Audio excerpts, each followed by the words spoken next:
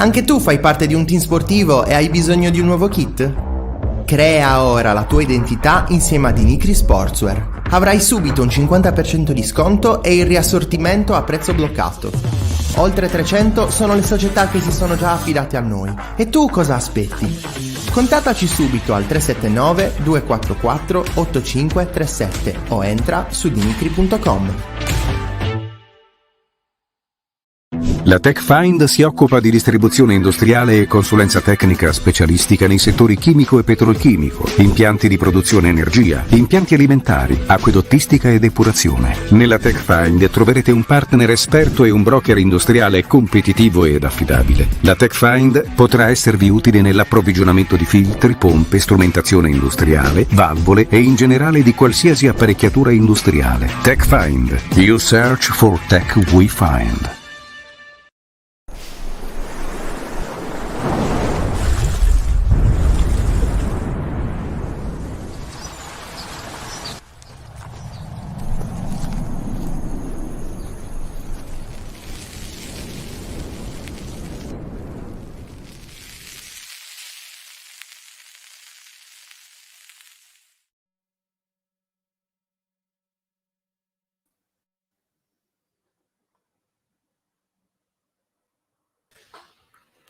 Amiche e amici di 131, ben ritrovati. Nuovo martedì, nuovo appuntamento con Serie 131, la nostra rubrica dedicata alla Serie C, alla terza serie, soprattutto al girone B, dove sono impegnate nell'ultimissimi veramente incontri per la salvezza Olbia e Torres, ma come sempre dedicata anche ai nostri sardi on the road, ovvero quei giocatori isolani che giocano fuori in diverse realtà. Oggi ne avremo due che ci fa anche molto piacere ospitare, perché sono due assoluti protagonisti, uno nel girone B e l'altro nel girone C, ma come sempre, prima di tutto, presentiamo colui che insieme a me conduce, presenta, disturba questa trasmissione, ovvero Francesco Resu. Ben ritrovato, Fra.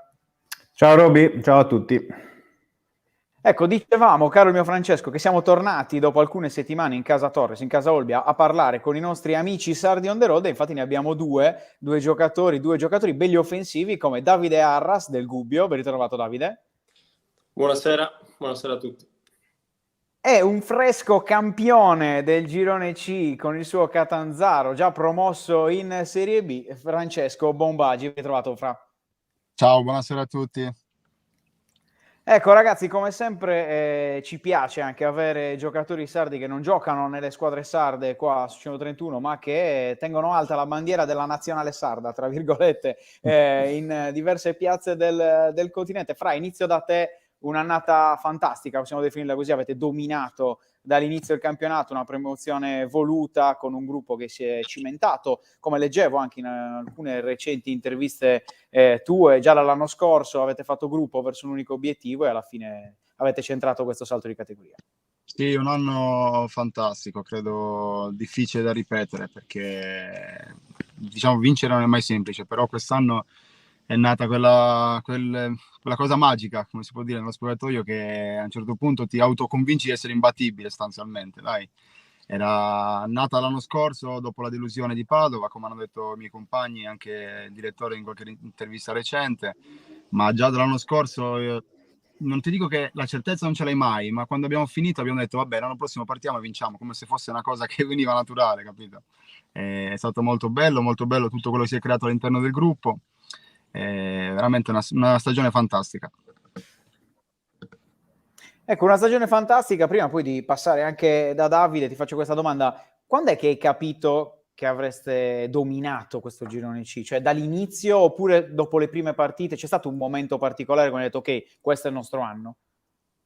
Guarda, te l'ho detto, l'anno scorso noi abbiamo finito, è stato un anno un po' particolare perché siamo partiti molto rallentati, abbiamo fatto 5-6 pareggi di fila, poi è stata la brutta avventura dove hanno esonerato l'allenatore, è arrivato mister Vivarini, se non sbaglio a metà novembre, l'anno scorso subentrò, e quando siamo ripartiti dopo la sosta natalizia ci siamo resi conto che avevamo qualcosa in più, perché ci aveva dato qualcosa in più, ci aveva dato delle sicurezze in più, ci aveva dato qualcosa in più. Difatti abbiamo fatto una gran rincorsa sul Bari che era lontanissimo, non pensavamo mai di poterci riavvicinare, invece siamo arrivati a 4 punti. Sostanzialmente poi dopo abbiamo perso lo scontro diretto e ci sono di nuovo allontanati, ma eravamo a 14 punti di distacco, quindi era già lì che poi siamo rimasti con rammarico di non essere partiti con lui dall'inizio sostanzialmente. Poi il mister a fine stagione ci ha detto: per me siete tutti confermati dal primo all'ultimo. Hanno messo qualche innesto, qualche ragazzo che aveva delle richieste importanti, è stato accontentato, è rimasto qui, e sapevamo di poter far male al campionato. Onestamente, di fare un campionato a questi livelli, cioè di fare le partite 4-0, 4-0, era inaspettato, ma sembrava quasi facile, sembrava che per forza doveva finire 4-0 la partita, era una roba assurda. Eh sì, una roba assurda, lo sappiamo bene noi che stiamo cercando di fare i calcoli ogni domenica con Daniele Ragazzo e Iemmello, visto che i due nel 2023 sono i giocatori italiani che hanno segnato di più. Iemmello non se la sente di lasciare qualcosa a Daniele Ragazzo. Infatti, se puoi, mandagli un nostro messaggio. Anche il record, vuole battere il record. Esatto, avvisa Pietro che se ci fa questo favore ci dà un titolo per le prossime giornate con il buon Daniele Ragazzo. No, Davide, vengo da te, poi torneremo anche da Francesco. Nuova avventura a Gubbio, ti manca ancora il gol, però state lottando nel girone B per qualcosa di importante appunto con la squadra. Sì, diciamo che quando sono arrivato a Gubbio non stavano vivendo un bel momento, perché comunque venivano da 5 sconfitte di fila, se non sbaglio. Poi magicamente, un po' per fortuna, un po' anche per bravura, perché poi siamo usciti fuori, la squadra comunque è stato il Gubbio da settembre, perché fare tutti quei punti, se non sbaglio 39 punti nel girone d'andata, sono veramente tanti. Siamo venuti fuori e a Rimini si è fatta la prima vittoria. È un campionato difficile, anche il nostro è un campionato molto difficile. Adesso siamo quarti, cerchiamo di tenerci stretti questo posto, perché significherebbe tanto poi saltare 2 partite avanti, quindi cerchiamo di fare il meglio possibile, come diciamo tutti quanti, dallo staff a noi giocatori, cerchiamo di fare il meglio possibile in queste 2 partite per poterci comunque trovare alla fine in una posizione comoda. Ecco, stiamo rivedendo tra l'altro le immagini della gara contro il Siena vostra. Prima di andare a vedere quello che è successo nell'ultimo turno del girone B, ovviamente, dove giocano le 2 sarde, ti faccio questa domanda, attaccante, domanda scontata: quanto ti manca il gol? Perché stai facendo una stagione di sacrificio, stai facendo trovare pronto, però per un centravanti serve sempre tanto. Diciamo, quest'anno è una stagione particolare, perché comunque andare a Siena, cercare di rubare il posto a Paloschi non è facile e non lo è stato, appunto. Quindi poi ho cercato un'altra soluzione, sono venuto qua a Gubbio, ma come hai detto tu, il mio lavoro in questo momento è cercare di dare qualcosa alla squadra, soprattutto nei momenti difficili della partita, in cui subentro magari gli ultimi 20 minuti, l'ultima mezz'ora. Quindi il mio lavoro in questo momento è cercare di dare una scossa negli ultimi minuti. Delle volte riesco, delle volte un po' meno, però è importante anche in determinati momenti cercare e capire qual è il ruolo in una squadra, perché questo è fondamentale per la crescita e gli obiettivi finali. Parole di maturità per il buon Davide, che è diventato il jolly di questo Gubbio. Ragazzi, vediamoci quello che è successo nell'ultimo turno di Serie C con il cartello dei risultati relativi appunto alla terzultima giornata per quanto riguarda il girone B, con il pareggio della Torres contro la Carrarese 1-1. Torres, prossimo avversario del Gubbio, in casa del Gubbio nel prossimo turno. Poi Recanatese 2, Olbia 3, vittoria importantissima. Olbia ha un punticino dalla matematica salvezza. 3-0 invece netto dell'Alessandria, che prova a tenere aperta ogni porta per il discorso salvezza in casa contro l'Ancona. Poi 2-0 del Pontedera, di un ex allenatore di Davide come Max Canzi. San Donato, che ha perso in casa 6-1 contro il Cesena. Vittoria 4-2 della Reggiana sulla Fermana. Poi 1-1 tra Rimini e Fiorenzuola, 2-2 tra Siena e Gubbio, che abbiamo visto nelle immagini prima mentre parlava Davide. E poi Vispesaro ha vinto 1-0 contro Limolese, anche questa è una vittoria importante nei discorsi salvezza, e 0-0 tra Lucchese e Virtus Entella. Vediamo velocissimamente la classifica. Lotta ancora aperta in avanti, dove la Reggiana si è rimessa diciamo con la prua verso la Serie B a 77 punti, 75 insegue la Virtus Entella, c'è ancora il Cesena a 73, poi il Gubbio a quota 59 che si giocherà con la Carrarese, quel quarto posto che, come giustamente diceva Davide, vale tanto in ottica di posizionamento per i playoff, mentre l'Olbia è a 41 punti, basta fare i calcoli, manca veramente pochissimo ai bianchi per la matematica salvezza, anche se poi il prossimo avversario sarà la tostissima Reggiana al Nespoli per la squadra di Occhiuzzi, mentre la Torres si gioca ancora tutto perché a quota 39 deve tenere quel punticino, quei 3 punticini di distacco dalla Vispesaro, che anticipa poi l'Alessandria, San Donato, Imolese e Montevarchi. Cari ragazzi, prima di continuare con le domande facciamo così, ci guardiamo i gol di Torres Carrarese e poi torno da voi. Vai pure Fra con la sintesi.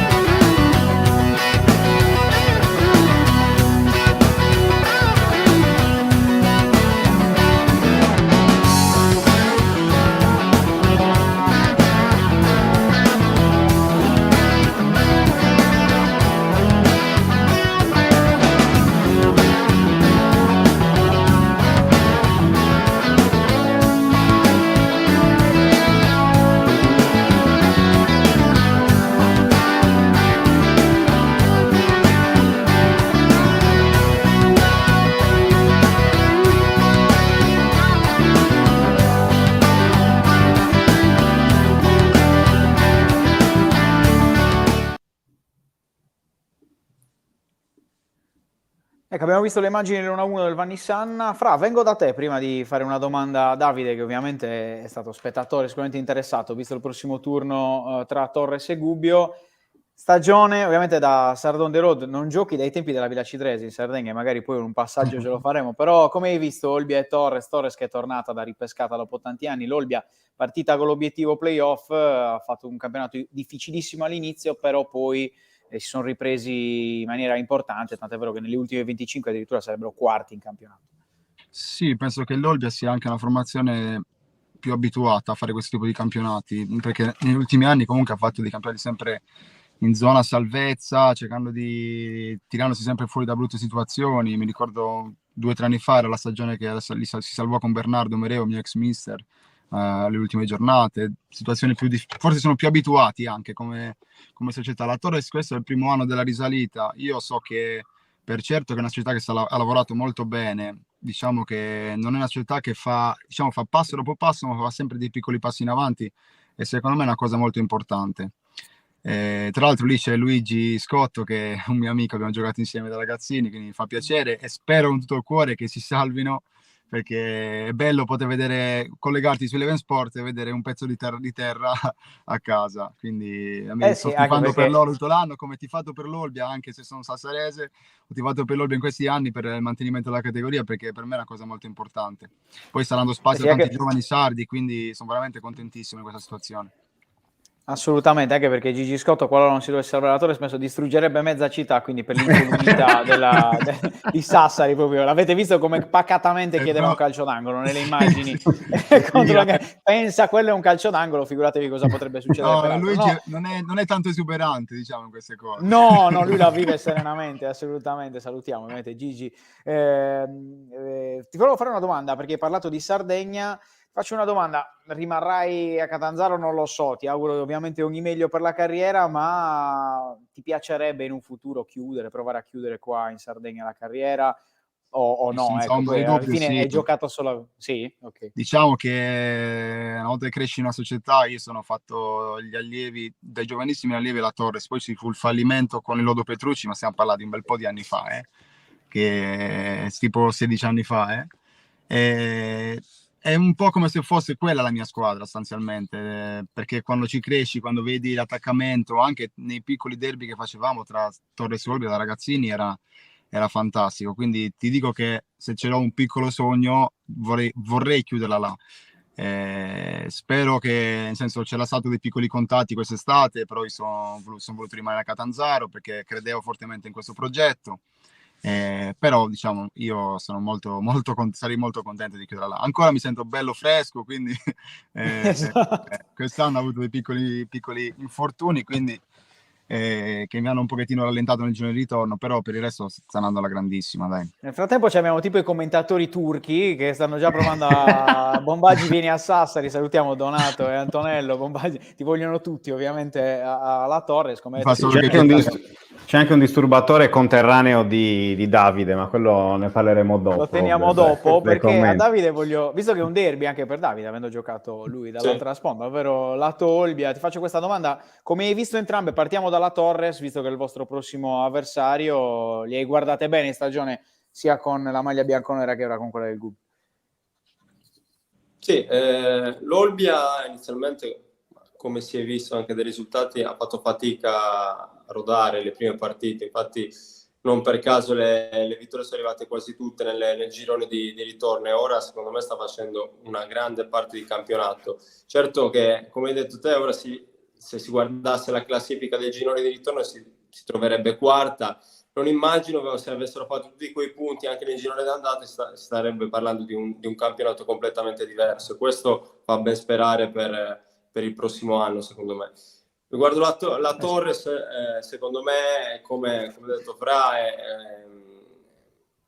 è una squadra che comunque viene dalla D, vuoi o non vuoi, l'adattamento alla categoria ci vuole, anche se comunque c'ha dei giocatori molto importanti anche la Torres, però è anche un campionato comunque quest'anno che è difficile e quindi ci vuole tempo e loro come ha detto anche Fra stanno facendo i passi giusti, non stanno facendo il passo più lungo della gamba ed è giusto così, soprattutto in queste categorie ci vuole attenzione.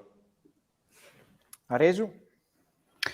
Sì, no, abbiamo 1000 domande pronte sia sulla stagione che sul passato di entrambi, ma restando a Davide, insomma, hai lasciato la Toscana per sposare la causa dell'Umbria, quindi sei passato dal Siena al Gubbio, anche se c'era anche l'opzione Montevarchi, ricordiamolo, a fine mercato, no? Sì, c'era Restare sempre in Toscana, ovviamente. C'era l'opzione Montevarchi, mi ha contattato il mister, conoscevo bene il mister, l'avevo già incontrato, mi ha chiesto un po' di informazioni se ero disposto ad andare là e che avevo già vissuto una situazione simile l'anno scorso col Grosseto per provare a salvarmi e non volevo di nuovo ritrovarmi in un posto della classifica così. Ho preferito il Gubbio anche per il progetto, anche perché comunque avevano bisogno di giocatori con le mie caratteristiche.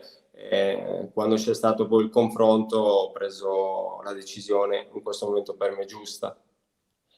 Ecco, stiamo vedendo le immagini appunto dell'ultimo turno per te particolare, perché insomma tornare da avversario dopo pochi mesi non è mai semplice né banale, però restando al Gubbio, qualche settimana fa mi pare proprio il tuo allenatore Braglia ha detto solo in Italia un giocatore come Arena non gioca nelle prime della classe, insomma, in Serie A invece si ritrova a giocare in Serie C. Ecco, domanda da compagno, non è mai semplice, né bello, né delicato parlare dei compagni così, però insomma Arena è davvero così forte, perché a noi ha lasciato chiaramente insomma le impressioni guardandolo nelle partite contro le Sarde, però insomma lo chiediamo a te che sei un insider in questo caso. No, per me ha delle qualità enormi, lui è un giocatore che ha delle qualità, delle potenzialità enormi. Poi che io sia d'accordo o no con il mister, questo è un pensiero che mi tengo per me, perché poi la Serie C, ma anche le annate sono strane. Può essere che un anno giochi tutte le partite titolari, fai bene, vai in un altro ambiente in cui magari c'è qualcosa che non gira, che non va, e tutte quelle tue qualità magari non escono fuori. Quindi è particolare, secondo me è un discorso vario e difficile. Secondo me lui ha le qualità per stare sicuramente in B, questo è poco ma sicuro, perché l'ha dimostrato in questo campionato, l'ha dimostrato. Però poi non mi spingerei oltre, perché devi dimostrare comunque anno per anno. Lui è comunque un giovane, perché è giusto che è un giovane, un 2000, quindi è giovane. Vediamo, per me ha delle qualità enormi per poter arrivare in alto, questo è sicuro. Poi non lo so, magari tra le prime 4 e 5 in Spagna non saprei, però assolutamente ha delle qualità enormi, secondo me. Va bene, no, invece per Francesco, appunto, ho riletto oggi cercando un po' di informazioni, una cosa che nel frattempo vi dico che mi ha chiamato Mereu, che ha allenato entrambi. Possiamo stare qui fino a dopodomani, perché se inizia a parlare Bernardo... Sì, perché adesso interviene perché siamo... penso che Bombaggi prenda la residenza lì all'autogrill dove si è fermato in questo momento. Esatto. Mi tocca dopo ci avrò sicuramente qualche discussioncina con mia moglie, perché può essere. sta a memoria l'autogrill ormai, quindi... No, ma infatti non ti teniamo molto. Ripartire, Esatto, no, ma c'è un aneddoto simpatico. C'è un aneddoto simpatico che hai raccontato altre volte, però insomma sfruttiamo anche questa trasmissione per ricordarlo. C'è l'aneddoto di tua mamma che per promuoverti in qualche modo, no? Quando eri appunto alla Torres, nel settore giovanile della Torres, cosa aveva fatto? No, diciamo, non è che era una storia... Scusatemi che mi è arrivata... Eccoci qua. Dove siete finiti? Perfetto, scusate. Vediamo. No, non ero nel settore giovanile della Torres. Era appena terminata la stagione, che ti ripetevo, dove ci fu il fallimento della Torres in C1, l'anno che giusto. Le playoff. Quindi facendo Lodo Petrucci, che era una regola particolare, i contratti decadevano di tutti i calciatori sostanzialmente, quindi mi ritrovai che andai a fare un provino col Tempio per la Serie D sostanzialmente, perché malauguratamente sto parlando che adesso ci sono le televisioni, c'è tutto, ma prima non c'era veramente niente, quindi era un pochettino più complicato mettersi in mostra, mettersi in luce. Io ero dell'89, avevo fatto 45 gol quell'anno nel girone degli allievi in Sardegna. Avevo fatto la semifinale per vincere lo scudetto con gli allievi, che quell'anno eravamo un gruppo molto molto forte. Avevo fatto tripletta in semifinale e mi sono ritrovato che non mi voleva nessuno, neanche a Tempio mi hanno voluto sostanzialmente. E quindi tra una delusione e l'altra ho detto: ma non fa niente, io vado a giocare, mi faccio il giro qua in eccellenza, mi trovo un lavoro di qua e di là, può essere comunque, mi può dare qualcosa in più per la vita ugualmente. E mia madre, contro il mio volere, perché io dicevo: ma smetti la figura di bip, tutte queste cose qua, chiamò tramite il calciatore Panini le segreterie, ma non è che ne chiamo molte, ne chiamo una, perché dopodiché mi squillò il telefono in continuazione per tutto il giorno, perché mi chiamano squadre dal nord, dalla Serie A, Serie B, tutte le squadre d'Italia, perché il nome è iniziato a circolare, perché nessuno sapeva chi ero io, tra virgolette, non ero nessuno, però ero un giovane comunque che aveva fatto bene. E quindi da lì siamo partiti con la macchina, mio padre e mia mamma, siamo andati in Toscana con un contatto che avevamo, perché io non sapevo ci fosse il procuratore, non conoscevo niente di niente, ero un selvaggio del mondo del calcio. E siamo andati a Empoli, Livorno e Fiorentina, e poi mi sono innamorato del contesto Fiorentina e ho firmato là. Mi avevano fatto un mesetto di prova dove c'era Corvino che seguiva molto i giovani, mi avevano tenuto, e poi da lì è partito un po' tutto il giro che ho fatto per l'Italia. È una cosa bellissima, perché farvi capire quanto è difficile a tanti ragazzi essere visti in Sardegna. Per quello sono contento di quando ci sono due realtà in Sardegna, che comunque voi non vuoi quei 6-7 ragazzi sardi ce li hanno dentro e comunque li fanno circolare. È una cosa per me fondamentale. Quello che avrei un po' come sogno è fare questo, dare delle possibilità ai ragazzi che stanno in giro, cioè, quando sarà un domani che smetterò. Farai scouting, caro il mio Fra. No, avevo una domanda legata anche a questo, no? Hai giocato ora ovviamente hai raccontato come è iniziata la tua carriera, proprio hai giocato in piazze molto importanti, si è visto bene ricordato a Catania, Castellammare di Stabia, insomma ci sono tante squadre dove hai fatto bene, hai fatto campionati da protagonista, soprattutto in Lega Pro, ma anche in Serie B, pensiamo a Reggio Calabria. Ecco, c'è un rimpianto? C'è quella scelta che secondo me hai detto io quella non la dovevo fare, altrimenti magari la carriera sarebbe stata anche diversa? Ecco, vediamo anche la tua scheda. Non lo so, non so dirti che rimpianto, perché l'unico rimpianto te lo puoi... non è per la scelta. Per me mi è capitata magari l'occasione della Regina quando ancora non ero troppo maturo, nel senso ho bisogno magari di quell'annetto in più per poterla sfruttare a pieno, come ho fatto... Poi dico, tante scelte sono state obbligate da un periodo, magari, esempio, io dopo Catena sono andato a Fondi perché venivo da praticamente 11 mesi, 1000 infortuni, ho giocato pochissimo. Che sembra, se vai a vedere gli altri nomi che ci sono nella mia carriera, vedi Fondi, dice che ci faceva Fondi sostanzialmente, ma era un progetto importante, infatti il presidente è quello dell'Unicusano, della Ternana, quindi era una grande amico di Roberto Pinna, tra l'altro, idolo Bandecchi, di Roberto Pinna. certo. Sì, molto importante, quindi ero andato là sia per giocare, perché comunque è una città nuova, e sia per... Volevo fare una battuta, infatti non la faccio perché Bandecchi poi ho paura se in caso di problemi. No, ma credetemi, è una persona fantastica da conoscere, perché è una persona che ti dà tanto, è particolare, ma è una persona veramente top di quelle che ho conosciuto in questo mondo qua. C'entra poco con questo mondo. Ecco, no, volevo farti una domanda, perché noi ci raccontiamo un qualcosa quando intervistiamo soprattutto giocatori del girone B. Tu hai giocato praticamente in tutti i gironi della Lega Pro nella tua carriera, da quello A, quando ancora non era proprio diviso come adesso, poi il girone B, quest'anno, meglio, negli ultimi anni il girone C. Diciamo che l'ho fatta in tutte le salse. Esatto, la conosci in tutte le salse, ti chiedo qual è la differenza principale, perché noi diciamo sempre che il C forse per le piazze è un pochettino più difficile, secondo te invece qual è la vera differenza tra i tre gironi? Guarda, onestamente non te lo so dire, secondo me va anche a annate, nel senso che ormai essendo 60 squadre, le divisioni, soprattutto del girone A e il girone B, cambiano a volte 2 anni, la dividono in verticale, 2 anni la dividono in orizzontale, quindi varia molto anche per quello sostanzialmente il contesto, perché se dovevano dividere il girone in orizzontale come era tanto tempo fa, nel girone A avremmo trovato una marea di squadre in più per la lotta a promozione, perché avresti buttato tutte quante dentro. Secondo me è molto annate. Ad esempio quest'anno il girone C, ti devo dire, a livello di piazze blasonate, levando il Pescara e il Foggia, che comunque è partito per vincere, il Crotone, poi c'eravamo noi. Era un attimino un anno di rinascita, perché il Catania è andato via e via dicendo, c'erano tante piazze un po' in difficoltà, tipo Messina, che è una piazza importante, ma non aveva la forza economica. Alla fine chi muove tutto, e più squadre ci sono nel girone che vogliono puntare a vincere. È quello che ti fa la differenza nel girone. Visto che il girone B è molto equilibrato dall'ultima in su, se vai a vedere il nostro girone sembra quasi una passeggiata, ma ti dico che noi abbiamo fatto più fatica. Noi abbiamo perso l'unica partita che abbiamo perso la Viterbese. Se vai a vedere l'attacco della Viterbese, c'è giocatori importantissimi, c'è Marotta che ha vinto 4-5 campionati, quindi è sempre un discorso che lascia il tempo che trova, secondo me. Si gioca un po' in maniera diversa, a mio parere, perché io l'ho vinto pure nel girone B il campionato. A livello del girone C, poche squadre propongono calcio proprio a tutti gli effetti, è più un vecchio metodo, diciamo. Okay. Mentre nel girone B ci sono molte più squadre, molti campi, terreni di gioco migliori. Secondo me puoi fare anche di più per questo motivo qua. Sì, poi c'è Arras, ragazzi, che è l'uomo bello del calcio. Prima di tornare Beato da lui. Francesco ha le ultime 2 domande per il buon Francesco, così poi lo Per salutiamo, riparte ed evitiamo troppi problemi in famiglia con l'autogrill. Sì, anche perché poi ci cercano a noi, come si dice a casa. Io so già che poi la moglie e le bambine mi chiamano. Ma voi non mi vedete, ma io li sto facendo gestacci contro di voi.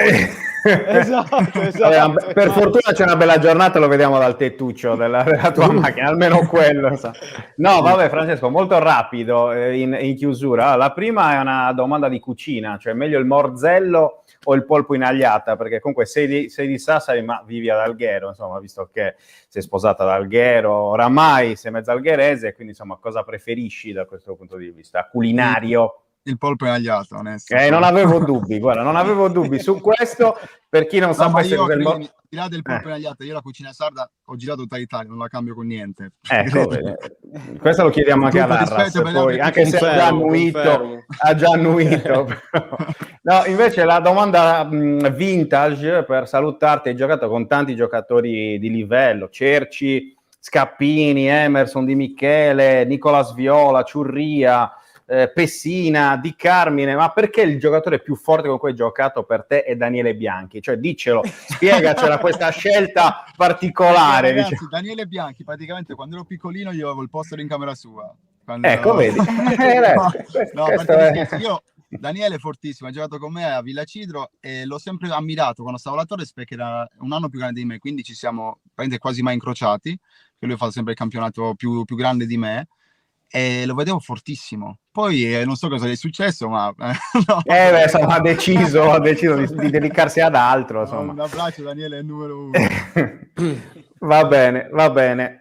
Fra, ti lasciamo ripartire, grazie mille per essere stato Grazie a voi, con ragazzi, noi, un ovviamente piacere. ringraziamo anche il Catanzaro, speriamo di vederci quest'estate presto, chissà, ci sono gli Oscar di 131, da Sard on the Road, sarai uno di quelli candidati, vista la stagione che hai fatto il Catanzaro. Un abbraccio grande, ci vediamo Un presto. abbraccio a voi, Fra, grazie, ciao. buona serata. Ciao.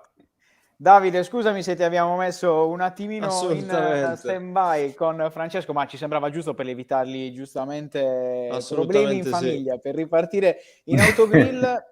Faccio domanda invece a te e poi andiamo a vederci dopo questa domanda invece anche la sintesi dell'Olbia per guardare anche la gara dei ragazzi di Occhiuzzi che ci manca. E ti faccio questa domanda: campionato, girone B, ne stava parlando un pochino Francesco, c'è molto equilibrio, lo chiedo a te, ti aspettavi un campionato così, dove oggettivamente si è spaccato da molto presto con un gruppone a giocarsi i playoff e un gruppone invece per la salvezza?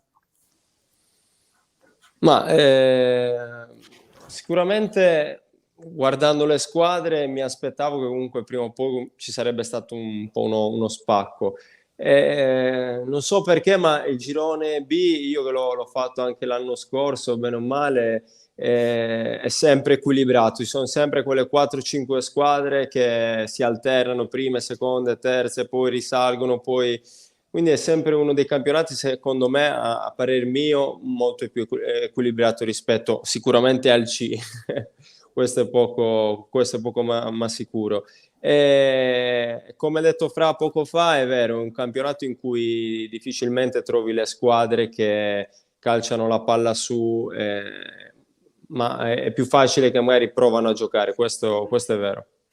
Nel frattempo ci ha chiamato la Procura di Torino perché Arras è finito in indagine Prisma per un motivo, perché era il vero giocatore forte dell'affare Cagliari Juventus per Cerri, però lui non si sa perché non è finito al libro dei bilanci e quindi la Procura di Torino aprirà poi con la Procura di Berchida anche un qualcosa. La Procura di Berchida, assolutamente. Esatto, dal dottor Gaias che penso siederà in senno alla Procura di Berchida. No, a parte le battute, Davide, ci guardiamo al volissimo la vittoria importantissima dell'Olbia sulla Recanatese e poi chiudiamo anche con te con le ultime curiosità, le ultime domandine. Vai pure.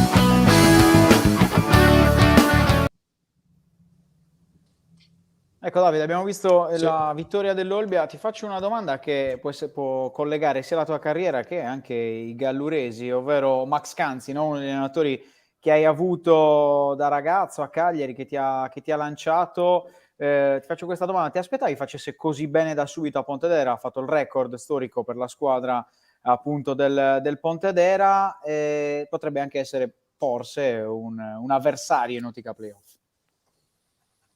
Diciamo che io conosco il mister come lavora e come più che altro come tiene la squadra, perché lui secondo me trasmette tanta tranquillità e serenità al gruppo e questo è molto importante.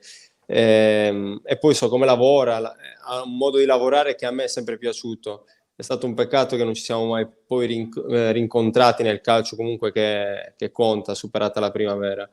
E poi il Pontedera comunque è una squadra importante, partendo sia dal basso a arrivare su, a una squadra importante che sta facendo bene. Gli mancava sicuramente una spinta, un po' più di tranquillità che magari anche il mister Canzi gli ha dato. È sicuramente una squadra che potrebbe dar fastidio nei playoff, assolutamente sì. Ecco, ti faccio prima di passare a Francesco, a cui lascio le ultime domande, ti faccio una domanda anche sul Cagliari. È tornato Ranieri, sicuramente a livello di entusiasmo, no? Una mossa particolare per la piazza rossoblù. È vero che la squadra non sta perdendo, però mancano forse qualche punto in più è mancato qualche punto in più per sperare direttamente al secondo posto. Già focus, immagino, verso i playoff per quella che è la classifica dei rossoblù. Come li vedi in ottica appunto fase a eliminazione diretta i ragazzi di Ranieri?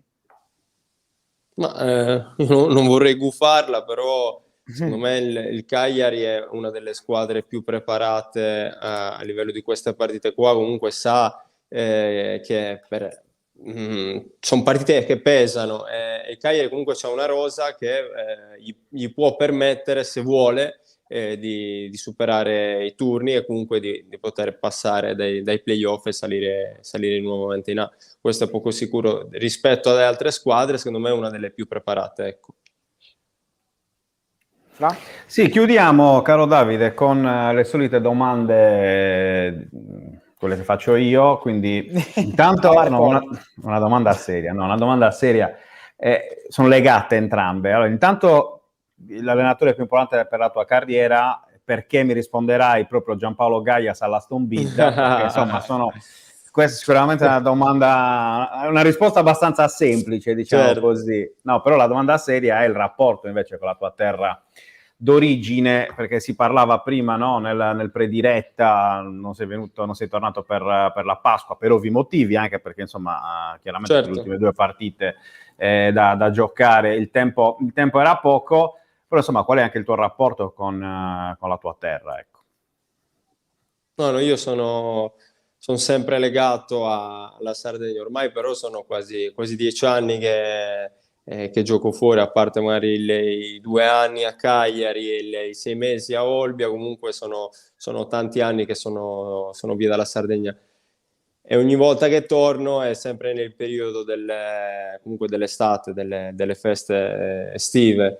Mi manca soprattutto il mare della Sardegna, che non lo cambierei con niente, e come si parlava prima sicuramente il cibo delle preparazioni come le facciamo noi sicuramente è difficile trovarle qua, anche se in certi posti comunque ho veramente mangiato tanto bene, questa è la verità. Però è normale il mio paese. Però il raviolo di Berchidda. Però non si battono. No, quelli non si battono. Però assolutamente. Questo, ecco. Va bene. No, mi sei piaciuto con le tue domande sempre piccate, caro il mio Francesco. Davide, anche per te, come è stato per Francesco, grazie per essere stato con noi. Ti abbiamo tenuto anche minuti in più, però assolutamente nessun problema, mi ha fatto piacere. Ecco, facci un favore, evitati il gol. No, sto scherzando. Gioca tranquillamente con la Torre e ci sentiremo più avanti. Davide, un abbraccio grande, ci vediamo presto. Grazie, un abbraccio, buona serata, buon lavoro. Ciao, grazie Davide. Ciao, grazie. Ringraziamo ovviamente anche il Gubbio che ha permesso l'ospitata di Davide. Chiudiamo con il prossimo turno, ma prima ti chiederei se puoi di rimettere la classifica, perché c'è anche un discorso. Ce l'ho già pronta, guarda. Importante. Ce l'ho già pronta. Vedi, lo so, io eccola ti conosco, per cui ti do il pensiero. so che tu ci sei pronto, quindi così per il discorso importante da Farini, che poi giustamente sia Olbia che tutti casa rosso-blu, visto che i punti che servono per la matematica sono di più, è un discorso che pesa.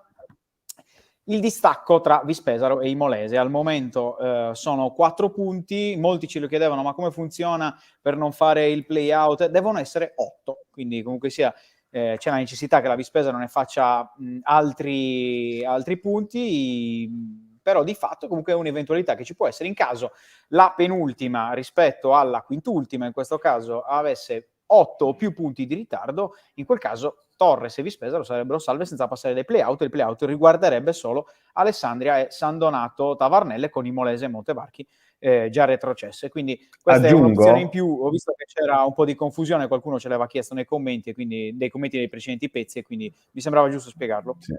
No, su questo aggiungo che per un lungo tratto in realtà del girone di ritorno c'era questa si stava verificando questa eventualità, ma cosa è successo? Che l'Olbia è andata a perdere in casa contro l'Imolese, e in quel momento, cioè con quella sconfitta o quella vittoria dell'Imolese che dir si voglia, che poi è ripartita la corsa dei romagnoli, e insomma da lì poi insomma si è verificata poi tutta questa classifica. Mancano 2 partite, sembra ormai impossibile che non si giochino i play-out, insomma, tra penultima. Sì, anche se poi l'Imolese ha avuto un 16esima. deferimento per il discorso IRPEF, quindi attenzione, potrebbe esserci anche una penalizzazione per l'Imolese ulteriore, quindi comunque sia potrebbe già essere stata penalizzata di 2 punti, potrebbe esserci anche quel discorso poi da fare. Vediamolo anche il calendario salvezza prima dell'Olbia e poi della Torres. Eccolo qua: Reggiana in casa il prossimo turno,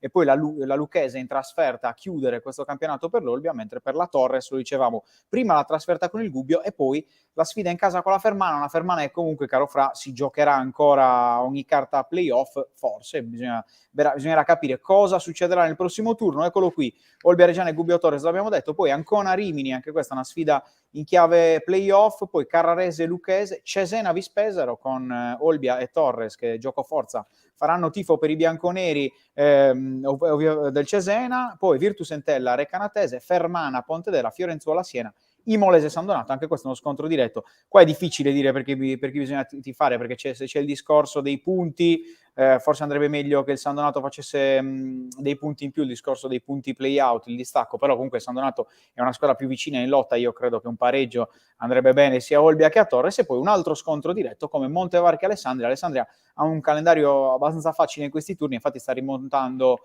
su Vispesaro e Torres. Insomma, sarà veramente una 37esima giornata tutta da vivere su 131, ve la racconteremo sia dal Nespoli che dallo stadio di Gubbio. Grazie per essere stato con me, Francesco. Grazie a te, grazie a tutti. Grazie ancora a Davide Arras e Francesco Bombaggi per essere stati con noi quest'oggi. Grazie a tutti voi che ci avete seguito e avete commentato in tanti. Ci vedremo già da domani di nuovo in diretta con Trick and Roll. Un abbraccio. Mi è piaciuto di nuovamente alla... Di nuovamente, è un uomo di dire che ci sta. Titolo di una nuova rubrica, diciamo così. Esatto, di nuovamente. Ciao ragazzi.